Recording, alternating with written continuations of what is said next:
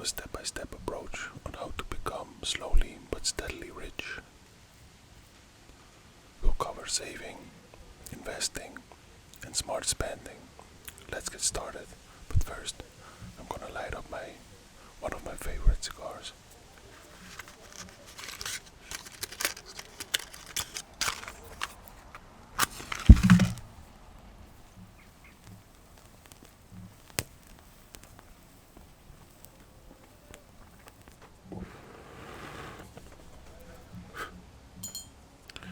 So,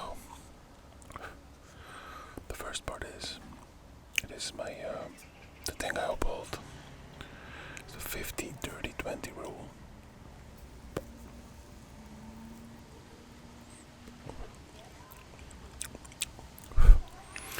Let's talk about a fundamental budgeting strategy known as the 50-30-20 rule. It's a simple yet effective way to manage your money. Take a sip.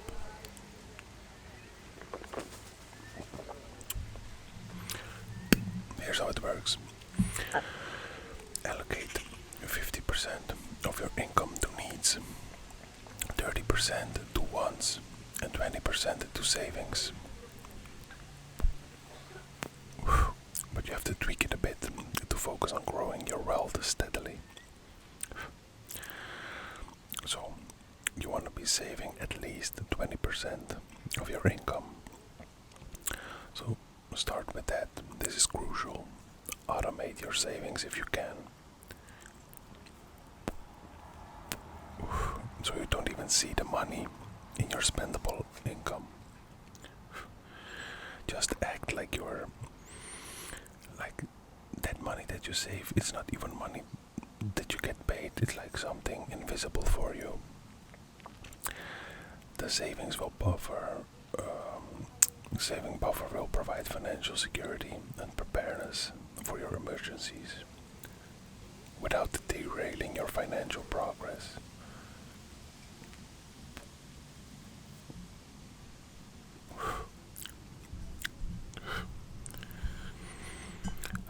Next thing you want to do, if you can, like the percentages are not set in stone, but you want to invest 30% of your income.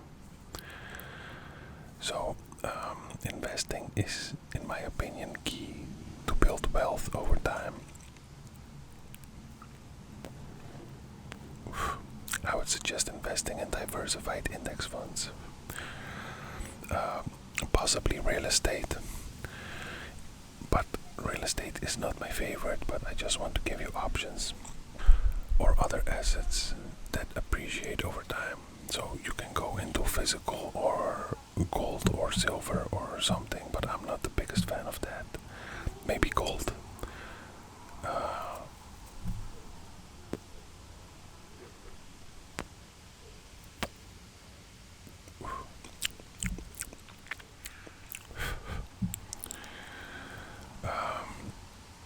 The thing is, with consistent investing every month, even with small amounts, you can yield a significant return due to compound interest. Now, I'm not gonna explain compound interest, but trust me, take an half an hour of your time and read about how powerful compound interest is. So, you got 20% of your savings saved. Let's say, for example, hypothetically speaking, you get $1,000 a month. To make the calculation simple, you save 200. You invest 300, so that leaves you 500. With the 500, you spend it on the needs and the wants. So use those remaining 50%. This includes housing, bills, and things you enjoy. It's important to live within your means. Like, enjoy life, but prioritize what's necessary and avoid unnecessary debt. Debt is something you really don't need, especially if you don't know how to handle debt. Like people will say, like you have positive and negative debt, or good and bad debt, but if you don't know the basics, the last thing you want to do is go in debt and pay 20% interest on the debt. Debt isn't your friend.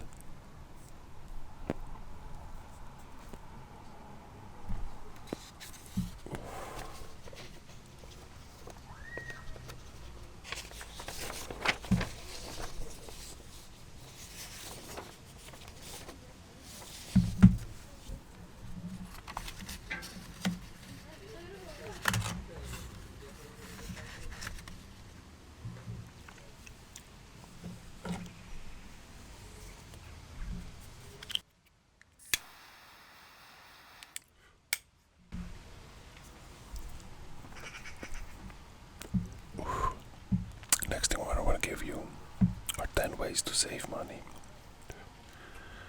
I know it can be hard in this consumer world. Most of the time people just spend and don't have a buck. Like, I think the average citizen doesn't even have like 500 bucks or 5,000 bucks saved. I think it was 500 bucks.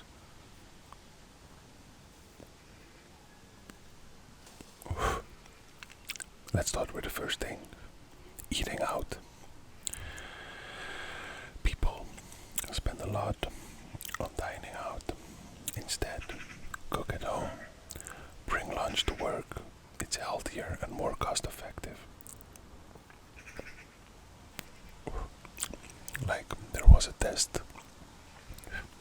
that a guy did on YouTube, and it was like he ordered from Uber Eats. It was like McDonald's. He ordered a menu from Uber Eats, and it came together with the Uber Eats part that you pay, and I think 20% tip. Like, I don't live in America. We don't do tips here. We just pay the people that work a bit better, so you don't have to survive on tips. But it came down to $28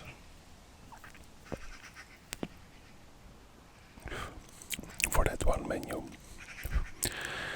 Then the next test he did was, instead of ordering it and let it be delivered, he went to McDonald's to get the same menu, and that was something like $10, so like 1/3 of the price. And finally, the final test was get the ingredients and make it yourself.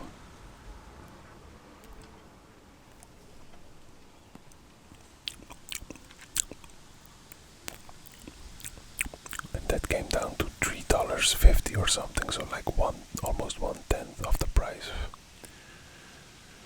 But if you did that 10 days in a row, on one side, on the most expensive test, you'll paying like 300 bucks. On the cheapest test, you will be paying 30 bucks.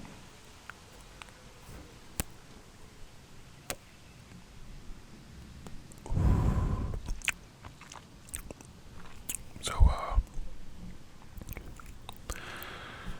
the next thing, coffee shops. No, don't get me wrong, I absolutely love my coffee.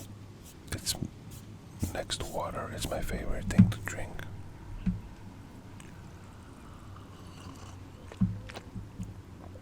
But daily coffee runs add up.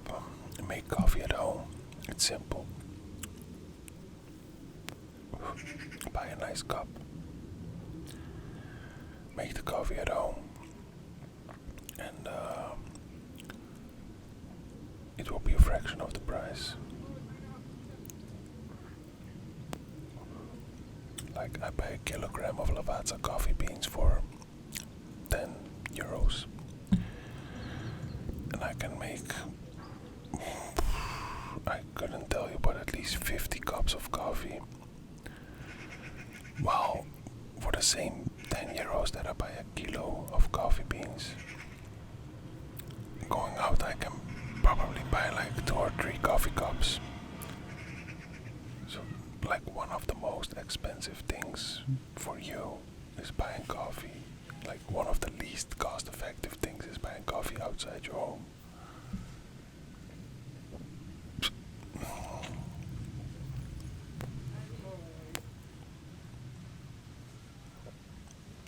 Then,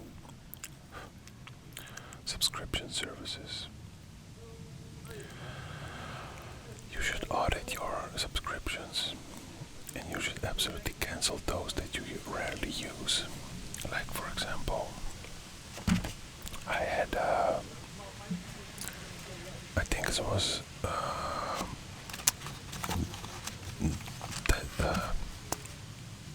Disney Plus,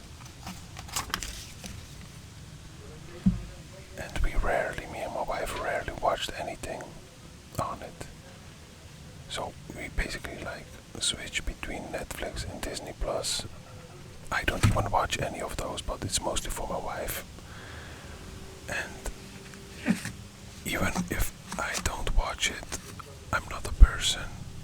I'm not so frugal that I won't let my wife enjoy anything. So what we did do is say, okay, we can have Netflix, and if we don't watch Netflix anymore, or if you want something else like Amazon Prime or Disney,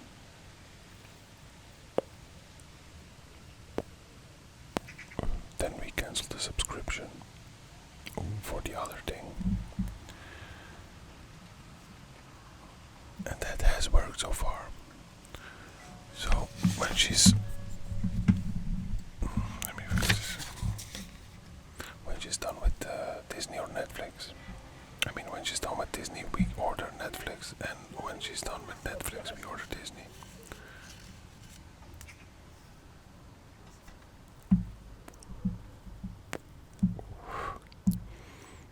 The next thing is impulse buying.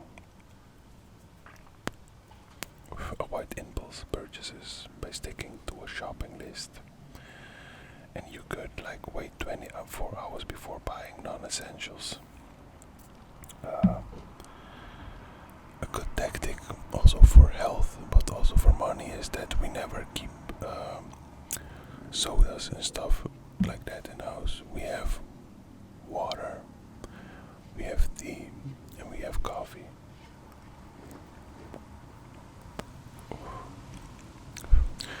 If it wasn't for the sweet tooth of my wife, we also wouldn't have chocolates or chips and stuff like that. And basically we only buy soda cans when we have a party or something and we expect a visit. And the reason we buy the cans is that you can hold it for longer. It should be a bit more expensive, but if you buy a cola bottle and the guests only drink half the cola bottle, you cannot keep it forever. So it's better to buy a can so they drink it up and you don't have to throw half the bottle away.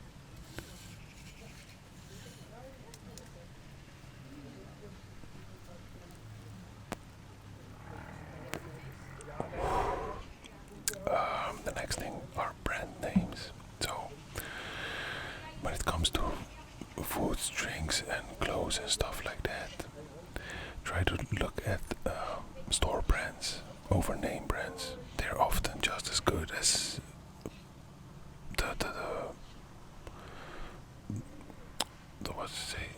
the more expensive one, but they're much cheaper. And a lot of the times those same products are made in the same factory, but you pay for the brand basically. The next step is utilities. Reduce your utility bills by being mindful of energy use.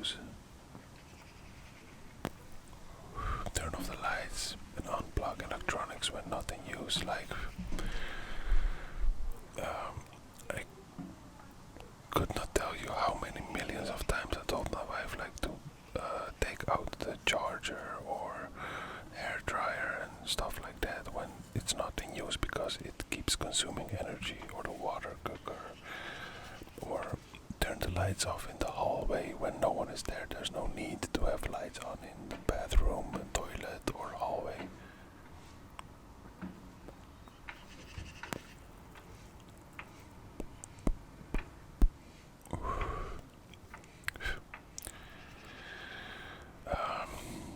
On transportation, as a next step, you could use public transportation. You could carpool with colleagues, or a cheap bike instead of driving alone. It saves money on gas and maintenance now if you work a lot of miles or kilometers away from home. I understand. But see what you can do with the boss. Can you get a car from him? Like here in the Netherlands, in the private sector, a lot of the times when you live a great distance, they give you a car, which you do pay, but like it's a relatively small monthly fee. But you should avoid it as much as you can.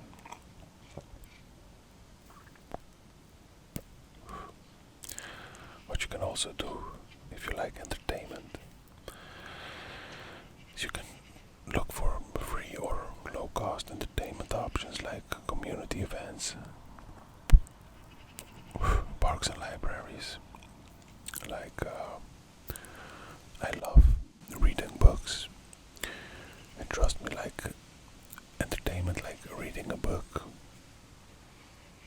which takes hours, days, weeks, and you maybe buy the book for $5 or 10, is a lot cheaper than going every couple of days to the cinema, or I don't know, you name it.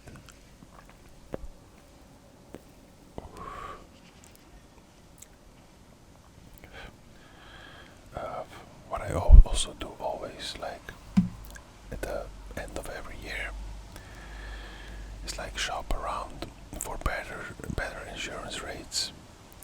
Like bundling policies can also save money, but like at the end of the year, because usually it's at least a year-long contract. You just check which insurances are cheaper for the same thing that you get. Why would you pay, let's say, $20 more for an insurance which gives you literally the same options in healthcare or car insurance as a cheaper one? There's no point. Like what I also always do, and this is a typical Dutch thing, like every year I call my internet provider, or my, what's it called, my mobile provider, and I say, okay, listen, I've been getting internet for the last couple of years, and I've seen other providers which are cheaper. What can you do for me to keep me as a client? And there wasn't a time in my life that I think didn't give me a nice discount or something for the year after. I called this year for my mobile provider, for me and my wife, and we were paying €15 each, and I managed to get it down to €10 each, so that's $10 we save every month, which we can use for other stuff.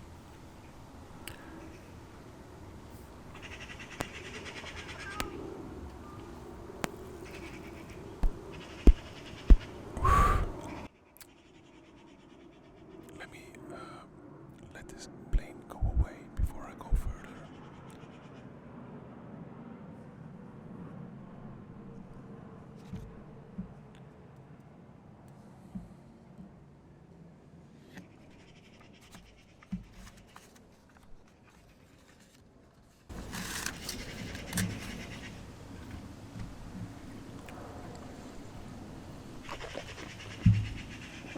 So,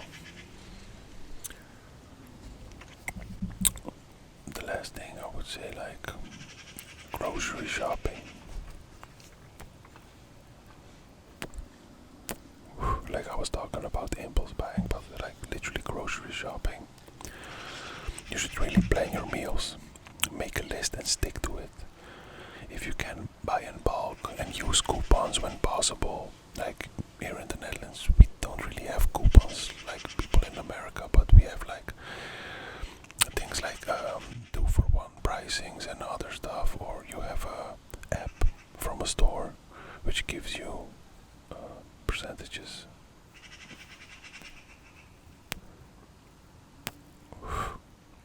So I would say in conclusion, by saving 20%, investing 30%, and smartly managing the remaining 50%, living below your needs, you're setting yourself up for long-term financial stability. Remember, the key is consistency and making thoughtful financial decisions every day. Like, I hope to live past my 50s and 60s, so I'm planning ahead, and what I want to do is not work till I'm 65 or 70. The thing I want to do with my money and savings is literally buy time, so that I can retire earlier or have more options or work less, like from my 60s to my 65th year, that I can work like 2 days or 3 in a week instead of 4 or 5.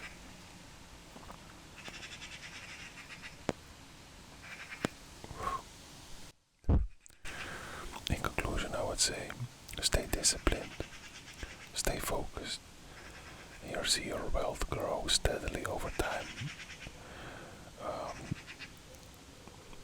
Think of investing also in yourself and getting more payment. Like, you can lose the only thing.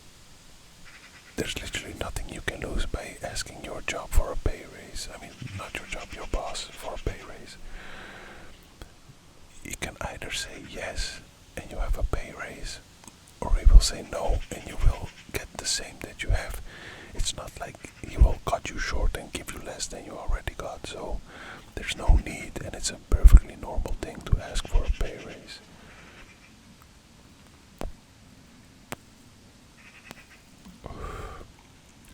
Let me do some smoking sounds. The birds are active again. It's the time of the season.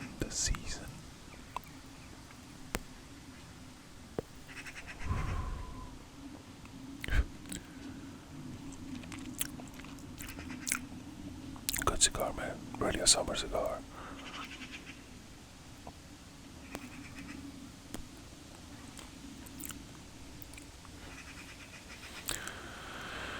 Guys,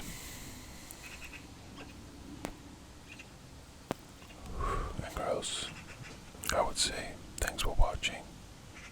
Take control of your financial future and have a good life, man.